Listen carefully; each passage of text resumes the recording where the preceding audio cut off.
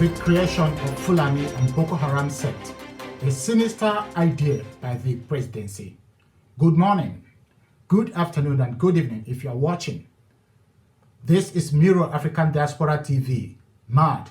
Welcome to Biafra Today. This is essentially a program where we discuss social and political issues as well as cultural issues affecting the life of Biafrans home and abroad. The recent attack by the terrorist group Boko Haram, which killed 81 people in Maiduguri, has heightened criticisms of Buhari and reinforced the argument that there is a plan by the Fulani ethnic group to wipe out the indigenous people in Nigeria. Over the last 10 years, that is, from 2009 to 2019, the Boko Haram movement has, according to conservative estimate, killed 18,000 people, displaced millions, and caused a large scale of humanitarian crisis.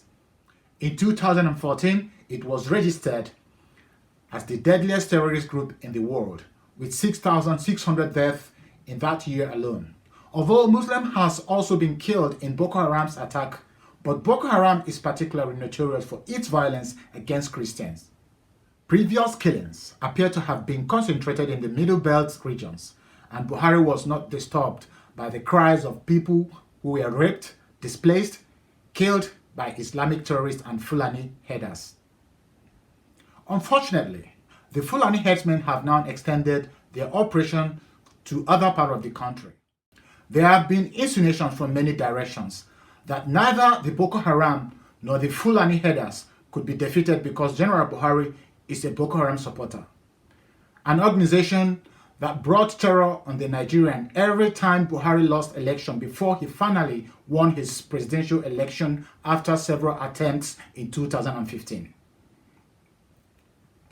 Any attempt to understand the increase in terrorist death and the inability of Buhari government to stop them must necessarily re-examine the origin of Islamic terrorist groups such as Boko Haram, Iswap, and Fulani headmen, and their relationship with the current head of state. Boko Haram is a radical Islamist terrorist militia founded in 2002 by Mohammed Yusuf in northern eastern Nigeria. According to the American journalist Jacob Zen, Mohammed Yusuf and his colleague developed their movement through interactions with Algerian jihadists and the top representatives of Al-Qaeda in Sudan in 1990s. Algerian jihadists came to Nigeria from 1994 onwards to buy weapons. They were received by local Salafists and recruited students who became their fighters. Historians such as Alex Thurston, Adam Hijazi, and Kiari Mohammed also claimed that Boko Haram is a homegrown group, one that was created by systematic and structural local factors. They therefore consider the role and influence of Al-Qaeda and international jihadism on the group to be marginal or secondary. Their narrative is in line with the point of view of Borno State-based cleric and Director General, Center for Justice on Religion and Ethnicity in Nigeria, Reverend Kalamu Musa Dikwa, who claimed that Boko Haram was established by 3 governors from the north shortly after the return of democracy to the country in 1999. Boko Haram, according to Reverend Kalamu Musa Dikwa, was created by northern leaders during the Obasanjo regime as an Islamic organization to fight the Christians' leadership in the country. Every time elections took place and it did not favor the Muslims, they burned down churches and attacked their members. And who was presidential candidate during these times? This man, Buhari, after being defeated in the election of 2003, 2007, and 2011, Buhari ran again in 2015, and this time he won his office. However, Mohammed Yusuf was the spiritual leader of the group until he was killed by the Nigerian police during the Boko Haram's uprising in 2009, and Abubakar Shekau became his successor. Since 2009, the terrorist group has officially been called Jamatu Alis Sunnah Lidawati wal Jihad, which in Arabic means Union of Sunni for the call to Islam and for jihad. However, it is still generally called Boko Haram, which is usually translated as Western education is forbidden. The aim of Boko Haram is to establish an Islamic state of God according to the law of Sharia. For this reason, they want to intimidate Christians, attack churches, and kill people. This issue of extremist ideology can be seen as something synonymous with that of Buhari. And that is essentially one of the reasons why it is argued that Boko Haram can never be defeated as long as Buhari is in power. In a statement made by Muhammadu Buhari in 2014, Buhari made it clear that he will never retreat from his desire to Islamize Nigeria through Sharia. Buhari said, in quote, "I will continue to show openly and inside me the total commitment to the Sharia movement that is sweeping all over Nigeria. God willing, we will not stop the agitation for total implementation of the Sharia in the country." End of quote. It is clear that statements such as these motivate the action of the sect of Boko Haram, the Islamic State of West African Province, Iswap, and of course, the Fulani headsmen. So the question is, if the current head of state had declared his commitment to Sharia, how can these groups stop the killing of Christians, which they are already understood as an expression of their religious rights and as a cause of jihad? The Catholic bishop of the Diocese of Sokoto, Bishop Matthew Kuka, stated in this context that the administration of President Muhammad Buhari and Boko Haram both pursue the same goal. According to Kuka, the only difference between the two is that Boko Haram insurgents use bombs, while the federal government uses different methods to achieve the same goal. In 2012, Boko Haram's leadership appointed the then presidential candidate of the Congress for Progressive Change, General Muhammad Buhari, retired, among 6 prominent northerners as mediators between the groups and the government of Goodluck Jonathan. And not long ago, Femi Fani-Kayode claimed that General Buhari created Boko Haram to polish up his political ambitions and therefore could not offer real solutions to the terrorist threat.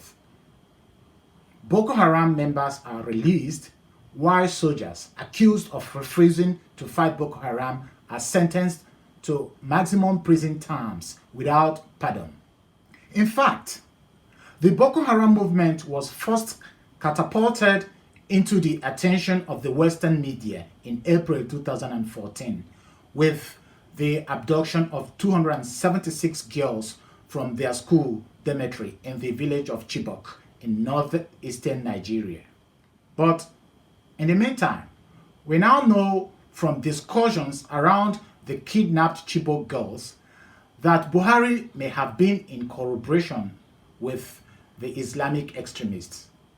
According to the report, Buhari actually cancelled the contract of the military specialists who had been hired to destroy Boko Haram. The legitimate question here is, why did Buhari give up fighting the kidnappers of the Chibok girls?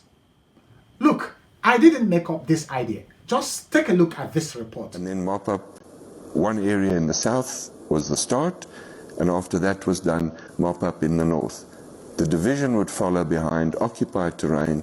We would train the division in situ in defensive positions, etc. But we were never allowed to execute the entire operation. So in 1 month, we took back terrain larger than Belgium from Boko Haram. We were not allowed to finish because it came at a time when governments were in the process of changing. I think President Jonathan's government possibly saw the entire Boko Haram contract, if we call it that, almost as a last gasp in order to regain popularity. The incoming president, President Buhari, was heavily supported by a foreign government, and one of the first missions was to terminate our contract. Could you name that foreign government? Yes, we were told it was the United States, and they had actually funded President Buhari's campaign. Similarly, a statement that spread in the social media and was attributed to Nuhu Ribadu reported on the origin of Fulani headsmen that is erroneously described as bandits by Channels TV.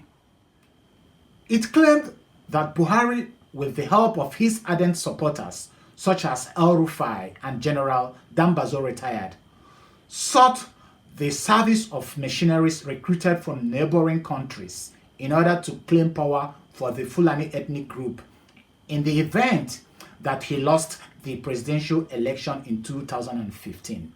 The story goes that the bandits' service were no longer needed after Buhari's elections victory, forcing them to enter people's homes to provide food and other basic needs.